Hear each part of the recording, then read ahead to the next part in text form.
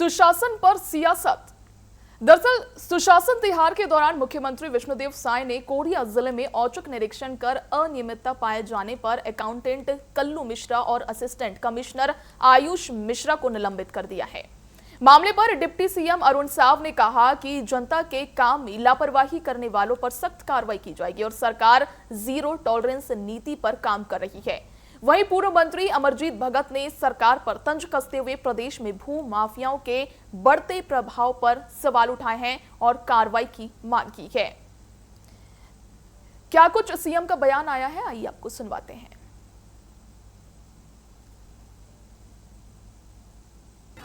1 मई से लेकर 10 जून तक इस सुशासन तिहार चलेगा, कुल 40 दिनों का। और इसके पहले अप्रैल महीने में प्रदेश के सभी कलेक्टरों को ये निर्देशित था कि अपने अपने जिले में जितने भी राजस्व के पेंडिंग प्रकरण हैं उनका निपटारा करें। और मैं कल तक 14 जिलों का प्रवास कर चुका हूं और समीक्षा बैठक भी होता है। जिस जिले में शाम को पहुंचते वहां पर 3 जिले का समीक्षा बैठक भी होता है। और मुझे खुशी है कि हमारे कलेक्टरों ने अच्छा काम किया है। अप्रैल के महीने में जो राजस्व के पेंडिंग प्रकरण थे उनको निपटाए हैं। विष्णुदेव साय जी सरल विनम्र व्यक्तित्व के हैं, हम उसको भी मानते हैं। लेकिन सरकार चलाने के लिए जो तेवर अभी दिखा रहे हैं, ये अगर शुरू में कर दिए होते तो जरूरत ही नहीं पड़ता। देखिए, सुशासन तिहार के दौरान मुख्यमंत्री विष्णुदेव साय ने कोरिया जिले में औचक निरीक्षण कर अनियमितता पाए जाने पर अकाउंटेंट और असिस्टेंट कमिश्नर आयुष मिश्रा को निलंबित कर दिया है। इस पर और अधिक जानकारी के लिए हमारे साथ हमारे संवाददाता प्रियांशु कश्यप हमारे साथ जुड़ चुके हैं। प्रियांशु, सुशासन तिहार के दौरान सीएम की औचक कार्रवाई को सरकार किस बड़े संदेश के तौर पर पेश कर रही है? क्या इसे जवाबदेही तय करने की शुरुआत मानी जा सकती है?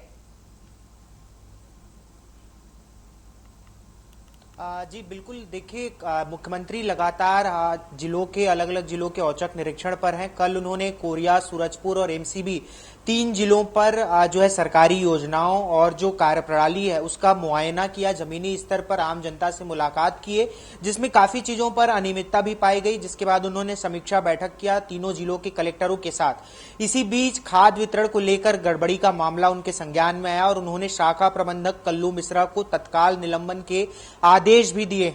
तमाम जिलों के कलेक्टर यह देखकर सन्न रह गए, चूंकि सीएम साय जो है एक सौम्य छवि के रूप में प्रदेश में जाने जाते हैं। सौम्य, सहज और सरल स्वभाव के को उनका प्रतीक चिन्ह है। लेकिन जिस तरीके से वो उनका तल्ख तेवर और सख्त तेवर नजर आया, उससे अधिकारियों के मन में एक भय का माहौल भी पैदा हुआ है, जो बेहद जरूरी भी था। कहीं न कहीं जब किसी भी विभाग के कामकाज को लेकर आम जनता सीधे अधिकारियों से जुड़े हुए रहते हैं और जब उनकी लेट लतीफी या फिर उनके जो है प्रताड़ना की बातें सामने आती हैं तो वो कहीं न कहीं शासन को एक्शन लेना जरूरी हो जाता है। इसके साथ ही साथ उन्होंने पेयजल समस्या की समाधान के लिए सभी कलेक्टरों को निर्देश दिए हैं कि टैंकरों से पानी की आपूर्ति की जाए, किसी भी जगह पर दिक्कतें ना हो। अगर दिक्कत होगी तो सीधे कलेक्टरों पर कार्रवाई होगी।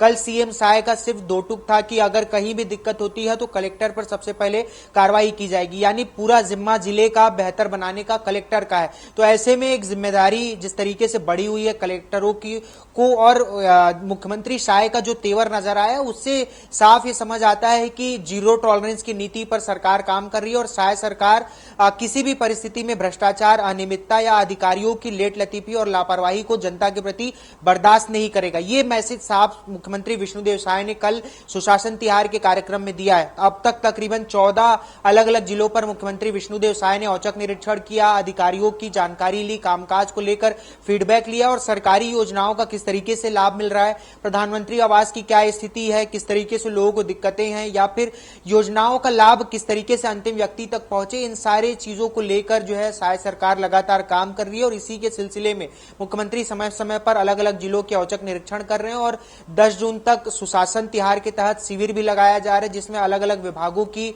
जो समस्याएं हैं उस पर ध्यान केंद्रित किया जा रहा है और उन समस्याओं के निराकरण का प्रयास भी किया जा रहा है। जी प्रियांशु, पूर्व मंत्री अमरजीत भगत ने प्रदेश में भू माफियाओं के बढ़ते प्रभाव का भी मुद्दा उठाया है। क्या विपक्ष इसे प्रशासनिक विफलता के तौर पर पेश करने की तैयारी कर रही है? जी बिल्कुल, देखिए विपक्ष का साफ तौर से कहना है कि मुख्यमंत्री आज 2.5 साल बाद जो तेवर दिखा रहे हैं वो पहले दिखाना चाहिए था, क्योंकि जो भू माफिया हैं वो पूरे तरीके से कब्जा है उनका। अमरजीत भगत चूंकि अंबिकापुर से आते हैं, उन्होंने अपने क्षेत्र को की ओर इशारा करते हुए कहा कि अंबिकापुर में पूरे तरीके से भू माफियाओं का कब्जा है और मुख्यमंत्री का जो तल्ख तेवर है वो दिखाने में काफी लेट हो गया। ये 2.5 साल पहले अगर तेवर दिखाते तो इस तरीके से भू माफियाओं का कब्जा नहीं होता, जो अधिकारियों की मनमानी है वो नहीं चलती। इस तरीके के तमाम बातें जो है पूर्व मंत्री अमरजीत भगत ने कही और सरकार पर जमकर निशाना भी साधा है। लेकिन ये सुशासन तिहार आम जनता के लिए कितना लाभकारी साबित हो पाता है, ये आने वाले चुनाव में जनता जब बटन दबाएगी ईवीएम का तो समझ में आएगा। लेकिन प्रियांशु, सरकार और विपक्ष के आरोप प्रत्यारोप के बीच बड़ा सवाल यही है कि क्या इस कार्रवाई से आम जनता को सरकारी कामकाज में पारदर्शिता मिल पाएगी? क्या आम जन को वाकई इस सुशासन तिहार के चलते जो औचक निरीक्षण किए जा रहे हैं वाकई उनका समाधान किया जाएगा? जी बिल्कुल, देखिए जिस तरीके से पिछले वर्ष भी सुशासन तिहार मनाया गया था उसमें आंकड़े जारी किए गए थे कि तकरीबन 10,000 से 15,000 ऐसे राजस्व के प्रकरण थे। इसी तरीके के 15 से 17,000 अलग अलग विभागों के प्रकरण थे जिनको लंबित किया गया था। उन प्रकरणों को निराकरण किया गया अलग अलग विभागों के माध्यम से। जब इस बार भी सुशासन तिहार खत्म होगा तो डेटा जारी किया जाएगा अलग अलग विभागों की ओर से कि इतने प्रकरणों को समाधान कर लिया गया है। और जिस तरीके से जो आंकड़े जारी करते हैं उसके बाद जब लोग हैं उनमें कहीं ना कहीं एक तरीके से जो बहुत लंबे समय से अव्यवस्थाओं या अनियमितताओं के शिकार हुए रहते हैं, अगर उनको वास्तव में सुशासन तिहार में उनकी समस्याओं से उनको निजात मिलता है तो निश्चित रूप से ये जनता के लिए एक अच्छा पहल है सरकार की ओर से।